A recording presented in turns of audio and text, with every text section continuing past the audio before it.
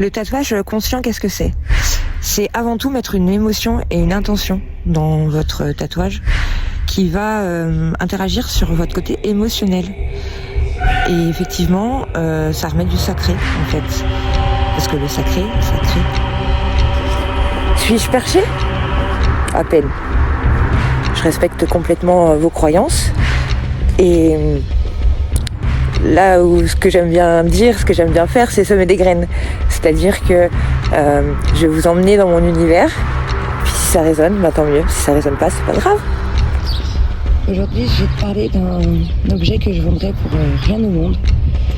Même pour 50 000 €, je le vendrais pas parce qu'il a une signification très particulière. C'est un bâton de pouvoir. Donc, comme tu peux le voir, c'est un bâton que j'ai gravé. Alors pour la petite histoire, du coup, c'est la chienne de ma soeur qui l'avait déterré lors d'une balade. Parce que j'avais trouvé que le bas, alors là le bas que vous voyez finalement c'était le haut, en fait c'était un lierre qui s'était entortillé autour et qui avait créé cette forme hyper intéressante.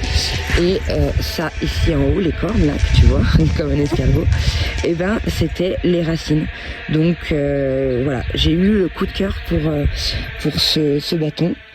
Et c'est pendant le confinement que j'ai reconnecté, j'ai eu vraiment le besoin de m'occuper de ce bâton. Et effectivement, pendant le confinement, il y a plein de choses qui se sont passées. J'aurai peut-être l'occasion de t'en reparler au niveau de mes quêtes chamaniques. Voilà, donc dis-moi en commentaire ce que tu en penses de ce bâton. Et si tu veux un petit peu plus d'informations sur le tatouage conscient, le tatouage sacré,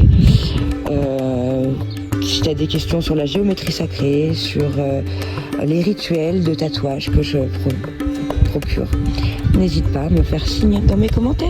Allez, à bientôt.